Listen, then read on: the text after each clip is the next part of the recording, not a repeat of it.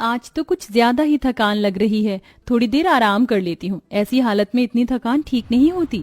7 महीने की गर्भवती रागिनी घर का सारा काम खत्म करके कमरे में आराम करने के लिए जा रही होती है कि तभी रागिनी की सास पार्वती हाथों में ढेर सारी फ्रूट्स की पन्नियों को लेकर आती है। अरे ओ काली कलूटन, कहाँ जा रही है अपने कमरे में? इन फलों को अच्छे से धोकर काट दे और ले जाकर मोनिका बहू को दिया। माँ जी, सुबह से बड़ी थकान हो रही है, शरीर में बिल्कुल भी ताकत नहीं बची है। आज आप मोनिका के लिए फल काट दीजिए। दुनिया में एक तू ही पहली औरत नहीं है जो किसी बच्चे को जन्म देने जा रही है। हर औरत बच्चे को जन्म देती है, लेकिन तेरी तरह कोई ड्रामा नहीं करती, समझी? पार्वती रागिनी को फलों की पन्नी थमाकर अपने कमरे में आराम करने के लिए चली जाती है, जिसके बाद रागिनी किचन में जाती है और मोनिका के लिए फल काटने लगती है। भगवान, ये तेरी बनाई हुई कैसी दुनिया है जिसमें सिर्फ रंग के नाम पर लोगों के साथ इतना भेदभाव किया जाता है। मैं काली हूँ इसलिए माँ जी मुझे बिल्कुल भी पसंद नहीं करती, वही मोनिका गोरी है तो माँ जी उस पर अपना कितना प्यार लुटाती हैं। रागिनी रोते रोते सारे फलों को काटती है और मोनिका के कमरे में चली जाती है, जहां मोनिका मस्त बेड पर लेटी हुई एसी की ठंडी ठंडी हवा में फोन चला रही होती है। मोनिका, ये लो, माँ जी ने तुम्हारे लिए फल भिजवाए हैं। हाँ तो बता क्या रही हो? चुपचाप से यहाँ रख दो और जाओ यहाँ से। अपनी सास की वजह से मोनिका भी रागिनी के साथ कभी अच्छा बर्ताव नहीं करती थी, जिससे उसे काफी दुख होता है। रागिनी का पति विशाल अक्सर काम के चलते शहर से बाहर रहता था, इसलिए बेचारी रागिनी अपने पति से भी कुछ नहीं कह पाती और ऐसे ही दिन गुजरने लगते हैं। ये ले मोनिका बहू, आज मैंने तेरे लिए तेरा मनपसंद बादाम का हलवा बनाया है और साथ में ये आलू वाली कचौरी भी। मैंने कल रात से कुछ भी नहीं खाया है, थोड़ा सा खाना मुझे भी दे दीजिए। तेरे हाथ पैर नहीं है क्या जो मैं तुझे खाना दूं? 2 दिन पुरानी सूखी रोटी रखी हुई है किचन में, जाकर उसी को खा ले। बेचारी रागिनी किचन में जाती है और ऐसी हालत में भी पानी के साथ सूखी रोटी खाने लगती है। ऐसे ही समय गुजरता है और अब दोनों काली गोरी बहू की डिलीवरी का समय आ जाता है, जहां मोनिका बिल्कुल अपनी तरह गोरी बेटी को जन्म देती है, वहीं रागिनी अपनी तरह एक काली बेटी को जन्म देती है। कितनी गोरी है मेरी पोती, कहीं इसे मेरी ही नजर ना लग जाए, जल्दी से इसे काला टीका लगा देती हूँ। अरे माँ जी, जब रागिनी ने इतना बड़ा काला टीका पैदा किया है तो क्या जरूरत है, इसकी बेटी रहेगी ना जिंदगी भर मेरी बेटी का काला टीका बनकर। एक माँ अपने बच्चे के खिलाफ कुछ भी गलत बर्दाश्त नहीं करती है, लेकिन वहीं बेचारी इस माँ को ना जाने कितना सब कुछ बर्दाश्त करना पड़ रहा था। 2 पोतियां होने के बावजूद भी पार्वती सिर्फ अपनी गोरी बहू की गोरी बेटी को ही प्यार करती थी। हे भगवान, ये शैतान को तूने धरती पर भेज दिया, जब देखो रोती रहती है। बेचारी मेरी गोरी पोती की नींद भी इसने रो रो कर खराब कर दी। पार्वती सोफे पर बैठकर गोद में अपनी गोरी पोती को खिला रही होती है, वहीं सोफे के कोने पर काली बहू की बेटी बहुत देर से रो रही होती है। वो बच्ची रोते रोते गिरने वाली होती है कि तभी रागिनी आकर अपनी बेटी को गिरने से बचा लेती है। अरे माँ जी, प्यार न सही, कम से कम आपके दिल में इंसानियत तो हो। मेरी बच्ची कितनी छोटी है, अगर वो सोफे से गिर जाती तो क्या होता, मर जाती। तेरा क्या है, कल को फिर से एक और बेटी को जन्म दे देती। इस काली कलूटन के लिए मुझसे ऊंची आवाज में बात करने की कोई जरूरत नहीं है। जैसे जैसे समय गुजरता है और मोनिका की नफरत भी दुगनी उसके काली बेटी के लिए बढ़ती जाती है, लेकिन वहीं रागिनी की बेटी किंजल और मोनिका की बेटी परी, इन दोनों बहनों में एक दूसरे के लिए काफी ज्यादा प्यार होता है।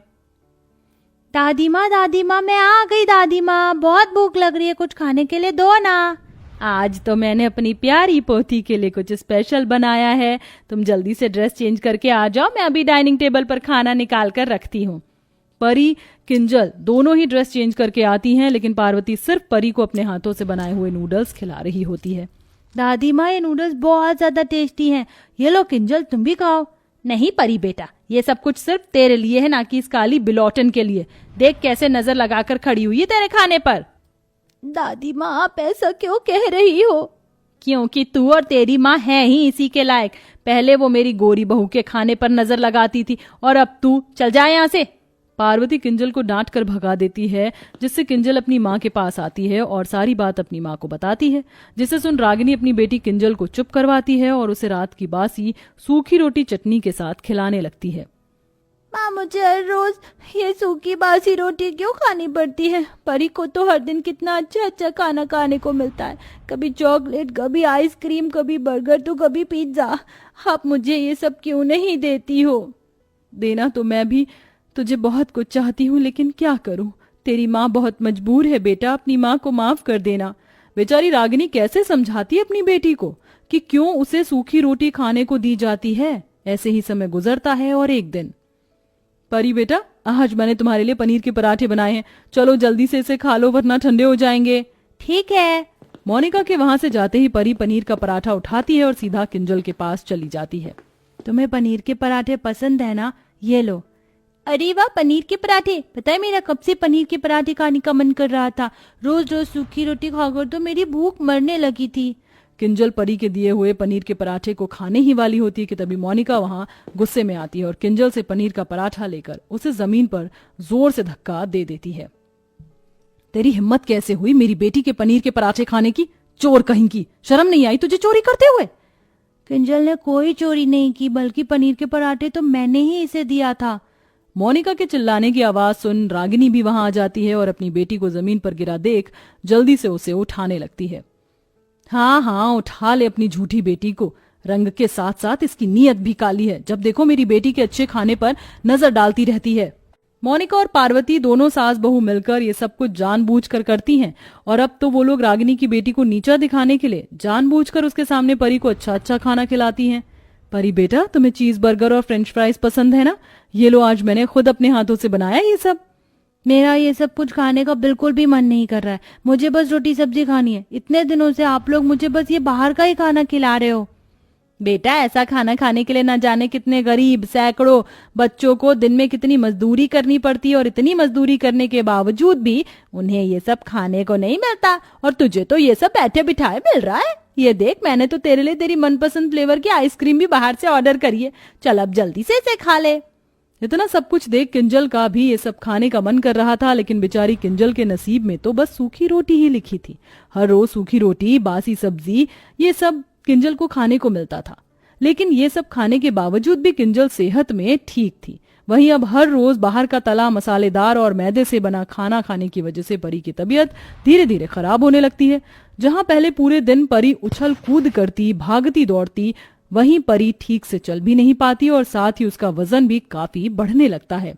मोनिका, कुछ दिनों से देख रहा हूँ कि हमारी परी का वजन काफी बढ़ गया है।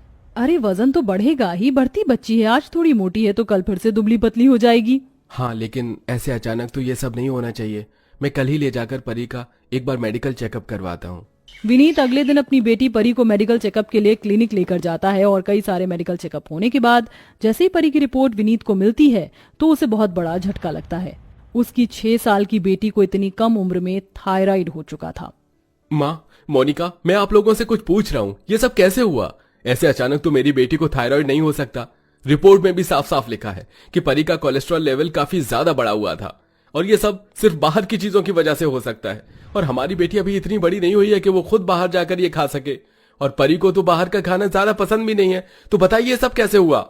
मैं बताती हूँ आपको जेठ जी, ये सब इन्होंने सिर्फ मेरी बेटी को नीचा दिखाने के लिए किया, लेकिन मेरी बेटी को नीचा दिखाते दिखाते इन लोगों ने अपनी मासूम बच्ची का इतना बड़ा नुकसान कर दिया जो इन्होंने उसके बारे में सोचा भी नहीं था। मैं नहीं जानती थी कि मेरे और मेरी बेटी के काले रंग से आप लोग इतनी नफरत करोगे कि एक दिन आपकी इस नफरत का अंजाम उसे जिंदगी भर का दुख दे देगा। अपनी बेटी और पोती की जिंदगी खराब करने के बाद आखिरकार पार्वती और मोनिका को अपनी गलती का एहसास होता है। वो लोग जानते थे कि अब परी की परेशानी को वो ठीक नहीं कर सकते हैं, जिसका उन्हें जिंदगी भर पछतावा रहता है। और इसी पछतावे के साथ साथ अब मोनिका और पार्वती के दिल में जो रागिनी और उसकी बेटी के लिए नफरत थी वो भी खत्म हो जाती है। तो दोस्तों, देखा आपने, नफरत का नतीजा काले गोरे को लेकर एक माँ और दादी ने अपनी नन्ही सी पोती और बेटी की जान ऐसे जोखिम में डाल दी जिससे निकल पाना उस बच्ची के लिए काफी मुश्किल था। लेकिन कहते हैं ना, इंसान को अपनी गलती का पश्चाताप होना जरूरी है, जैसे अंत में आकर गोरी घमंडी बहू और सास को हुआ। तो प्यारे दर्शकों, क्या आप भी हमारी स्टोरी से रिलेटेड किसी ऐसी दादी और पोती को जानते हैं? तो हमें कमेंट करके जरूर बताएं।